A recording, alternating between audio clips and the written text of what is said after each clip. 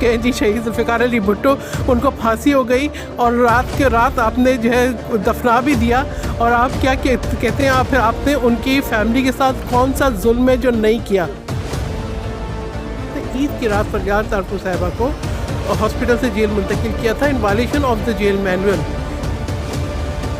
मकाफात अमल है आज जो कुछ हो रहा है। मैं समझती हूँ हम सीखते नहीं हैं, मकाफात अमल ज़रूर होता है। शेख मुजीबुर रहमान गिरफ्तार हुई, उसकी बेगम गिरफ्तार नहीं हुई। शहीद ज़ुल्फ़िकार अली भुट्टो गिरफ्तार हुई लेकिन बेगम गिरफ्तार नहीं हुई। उनको लाठियाँ नहीं पड़ी, बेनज़ीर भुट्टो साहिबा के सक्खर जेल में अरेस्ट नहीं रही।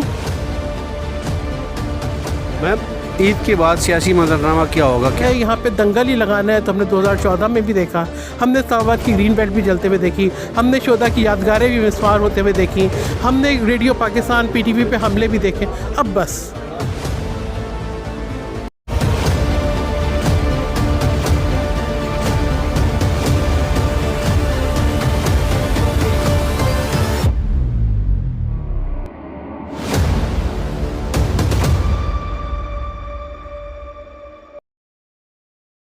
अस्सलाम वालेकुम नाज़रीन, मैं हूं इब्राहिम और आप देख रहे हैं लबयाज़ात TV। सैर कामरान साहब हमारे साथ मौजूद है। बात करेंगे कि पाकिस्तान तहरीक इंसाफ का कौमी सलामती के इजलास में शिरकत न करना दुरुस्त फैसला था या नहीं? बिल्कुल दुरुस्त फैसला नहीं था। देखिए बात यह है, जब बात पाकिस्तान की आ जाए, जब बात अपने घर की आ जाए, अपने मुल्क की आ जाए, तो हमें सियासी इख्तलाफात पर से पुश डाल के एक नेशनल कंसेंसस ज़रूर शो करना चाहिए। आपकी तजावीज़ थी, आप पार्लियामेंट में पेश करते, आप शरीक होते, अपने आप को एक प्रोसेस से बाहर निकाल देना, आइसोलेट कर देना, मैं नहीं समझती कि ये दुरुस्त फैसला था। देखिए हम पीपल्स पार्टी भी अपोजिशन में थी जब 2014 में जो है वो अफसोसनाक वाक़या हुआ APS पे हम सानेहक, तो लेकिन हमें जो है एक डायरेक्शन थी लीडरशिप की तरफ से, सदर मुल्क आसिफ अली ज़रदारी की तरफ से, कि इस वक्त कोई इख्तलाफ नहीं, आपके मुल्क को ज़रूरत है, आपने पार्लियामेंट में भी बैठना है और नेशनल एक्शन प्लान पे वोट भी करना है। तो देखिए बहुत दफ़ा फैसले जो है they become larger than our own interest. हमें ये देखना होगा कि पाकिस्तान के लिए जो फैसले हैं वो यकीनन हमारे लिए जो है मुकद्दम है, हमारी तरजीह है। तो ऐसे वक्त में अपने आप को आइसोलेट करना, मगर मैं ये कहूँ कि एक अफसोसनाक तारीख़ भी है कि आप ये देखें कि जब इमरान खान साहब खुद वज़ीर आज़म थे तो उस वक्त भी वो कौमी सलामती की मीटिंग्स में सबके साथ बैठना पसंद नहीं करते थे। जब वो वज़ीर आज़म थे और कश्मीर की ख़ुसूसी हैसियत जो है तब्दील हुई और कश्मीर पे रेजोल्यूशन पास हो रही थी, तब भी उन्होंने बैठना पसंद नहीं किया। जब उन्होंने डिसाइड किया कि वो टोकन जो है जुम्मा एहतजाज करेंगे, तब भी उन्होंने ये कोशिश नहीं की कि मैं एक पॉलिटिकल लीडरशिप को साथ लेके बैठूँ, बल्कि अपने मिनिस्टर्स को भी साथ नहीं रखना चाहते थे। तो ये जो समझती हूँ कि गलत रिवायत है। सियासत हमें ये सिखाती है कि हमने आवाम से कनेक्ट करना है, हमने रिकन्साइल करना है, हमने मुफाहमत की पॉलिसी अपनानी है, हमने सबको साथ लेके चलना है। अगर आज आपके ग्रीवेंसेस हैं तो मैं कहूँगी कि आई थिंक आप जो है थोड़ा सा सोचें, देखें कि आपने क्या किया था, कि आपने तैयबा गुल को होस्टेज बना के अपने सियासी मुखालिफिन के ऊपर केसेस बनाए थे।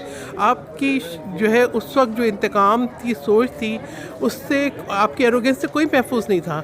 आपने ईद की रात, हम रमज़ान के महीने में खड़े हैं, आपने ईद की रात फरयाद तारफू साहिबा को हॉस्पिटल से जेल मुंतकिल किया था in violation of the jail manual, कि मतलब वो टाइम पे कोई मुंतकिल नहीं हो सकता था, और आपने सिर्फ इसलिए किया कि ये ईद के दिन होंगे, उनको ज़हनी टॉर्चर करो। ये मकाफात अमल है आज जो कुछ हो रहा है। मैं समझती हूँ हम सीखते नहीं हैं, मकाफात अमल ज़रूर होता है। ये पहिया ऐसे ही चलता है, शख्सियात बदल जाती हैं, गुफ्तगू वही रहती है, लेकिन हम शायद सीखते नहीं हैं। शहीद मोहतरमा बेनज़ीर भुट्टो साहिबा ने बड़े ज़र्फ़ के साथ जो है सऊदी अरेबिया में जद्दा में आके नवाज शरीफ साहब से मुलाकात की और एक पेशकदमी की, डिस्पाइट इसके कि आसिफ अली ज़रदारी साहब ने अपनी ज़िंदगी के 13-14 साल जो है जेल में गुजारे और झूठे केसेस पे गुजारे, और सैफुर रहमान की वो गुफ्तगू भी सामने आई, ठीक है, उनकी ज़ुबान भी काटी गई सब, लेकिन उसके बावजूद भी शहीद मोहतरमा बेनज़ीर भुट्टो और आसिफ अली ज़रदारी साहब दोनों जो है वहाँ पर उन्होंने आके मुलाकात की, जिसके बाद चार्टर ऑफ डेमोक्रेसी हुआ।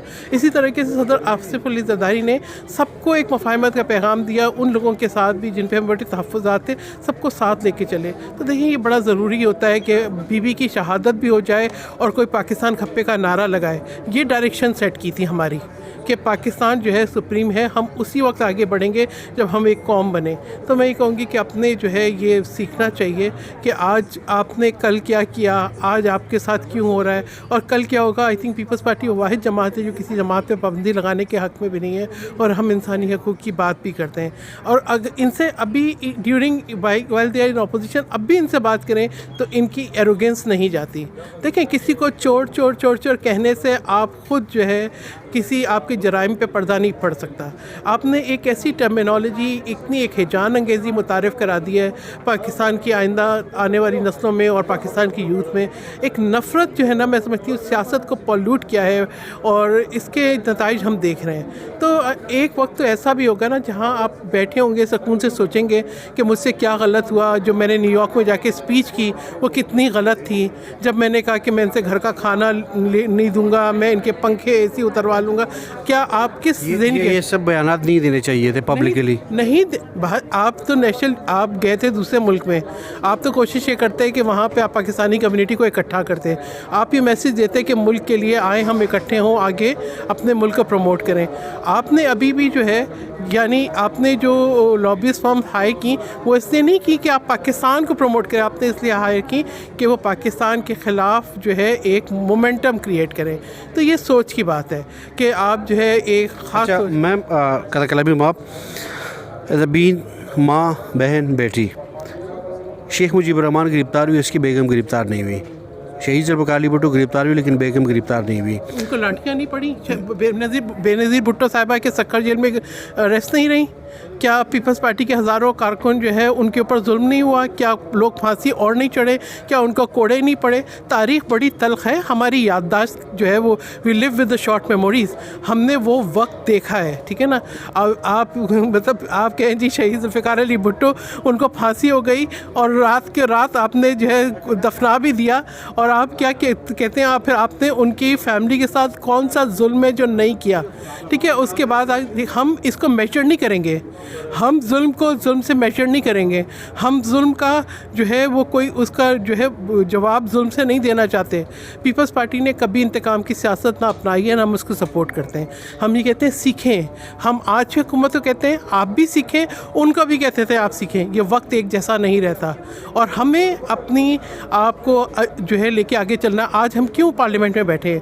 ہمیں تو تحفظ تھے 2013 کے الیکشن پہ بھی، جس طریقے سے سیکیورٹی سچویشن بنا کے پاکستان پیپلز پارٹی کو باہر رکھا گیا پارلیمنٹ سے. ہمیں 2018 کے الیکشن پہ بھی تحفظات تھے جب آر سسٹم بٹھا کے اور لوگوں کو پریشرائز کر کے جہاز بھر بھر کے ان کی وفاداریاں تبدیل کی گئیں. ہمیں 2024 میں بھی تحفظات تھے، لیکن ہم نے ان قربانی کو سامنے رکھا جو جمہوریت کے لیے دی گئیں، اور ہم نے پارلیمنٹ کا رستہ اپنایا اس لیے کہ ہم نہیں چاہتے کہ آج پھر وہ جو قربانیاں دے کے یہ ٹوٹی پھوٹی اچھی بری جمہوریت جو ہم نے حاصل کی اس کو بھی ہم کمپرومائز کر دیں، پھر 10 سال کے لیے پھر ہمارے جو پارلیمنٹ پہ تالے لگے ہوں. میم عید کے بعد سیاسی منظرنامہ کیا ہوگا، کیا دیکھ رہی ہیں آپ؟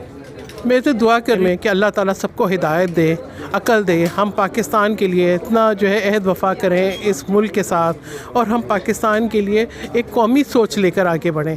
اگر جو ہے یہاں پہ دنگل ہی لگانا ہے تو ہم نے 2014 میں بھی دیکھا، ہم نے اسلام آباد کی گرین بیلٹ بھی جلتے ہوئے دیکھی، ہم نے شہداء کی یادگاریں بھی مسمار ہوتے ہوئے دیکھی، ہم نے radio Pakistan P T V پہ حملے بھی دیکھے. اب بس آئی تھنک اب بس مزید ہیجان انگیزی انتشار اور اس طرح کی جو ہے رویوں کا پاکستان جو ہے متحمل نہیں ہو سکتا. دہشت گردی ایک طرف ہے، روزانہ شہادتیں ہو رہی ہیں. میں کہوں گی کچھ نہ کچھ نصیحت پکڑیں، اپنی ذمہ داری جو ہے سمجھیں. جب آگ آپ کے گھر کو لگی ہو، جب خون آپ کے گھر سے بہہ رہا ہو، تو اس کو ایڈونچرزم پہ نہ جائیں، ذمہ داریاں قبول کریں. میم آپ کو بہت